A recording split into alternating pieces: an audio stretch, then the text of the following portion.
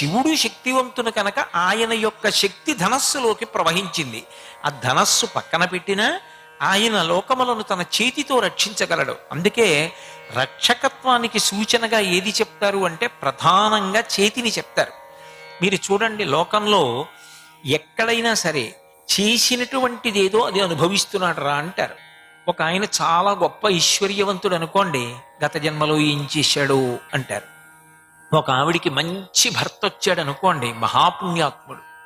అటువంటి భర్త వచ్చాడు అనుకోండి, గత జన్మలో ఎన్ని నోవులు నోచిందో అటువంటి భర్తకి ఇల్లాలైందంటారు. మంచి బిడ్డల్ని కందనుకోండి, గత జన్మలో ఏం చేసిందో ఇంత మంచి బిడ్డల్ని కందంటారు. చెయ్యడము అన్నప్పుడు కర్ర, చేయుట, కర్రము, చెయ్యి, చెయ్యడానికి ఉపయోగపడేదేదో అదే చెయ్యి. ఈ చేత్తో చేసిందేదో అదే సుఖమునకు దుఃఖమునకు కారణమవుతుంది. ఈ చెయ్యి ఇలా చూపించి 10 మందిని బాధ పెట్టాను అనుకోండి, అదే నా బాధకి కారణమవుతుంది.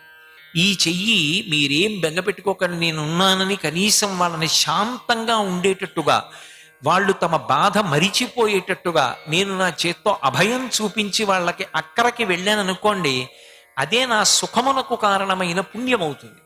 ఈ చేత్తో చేసిందేదో అదే సుఖ దుఃఖములకు కారణము. ఈ చేయి రక్షణ హేతు. నా బిడ్డలు ఉన్నారనుకోండి, వాడు పడిపోకుండా ఈ చేత్తో పట్టుకుంటాను.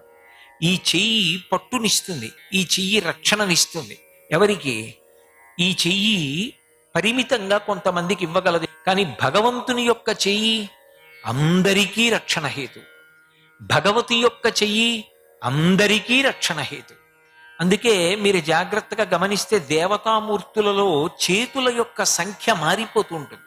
ఒకే అమ్మవారు అనేకమైనటువంటి బాహువులతో ఉంటుంది. ఒక్కొక్కసారి 2 చేతులతోటే ఉంటుంది. తంజావూరులో స్వర్ణకామాక్షి 2 చేతులతో ఉంటుంది.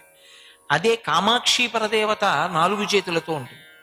దేవి భాగవతంలో వర్ణించినట్టు మహిషాసుర మర్దని అష్టాదశ భుజాదేవి అని 18 చేతులతో ఉంటుంది. ఒక్కొక్కచో అనేకమైన బాహువులతో ఉంటుంది. ఆ బాహువులు ఎందుకు అంటే అవి కాకతాళీయముగా ఏర్పడినవి కావు. అవి లోక సంరక్షణము కొరకు, లోక సంరక్షణమునకు ఎదురొచ్చిన వాళ్ళని మట్టు పెట్టడానికి తాను ఎంత శక్తిని ప్రకటనం చేయాల్సి వచ్చిందో అన్ని బాహువులను ఆమె పొందుతూ ఉంటుంది. బాహువు అంటే శక్తికి నిదర్శనం. సర్వం శ్రీ ఉమామహేశ్వర పరబ్రహ్మార్పణమస్తు. స్వస్తి.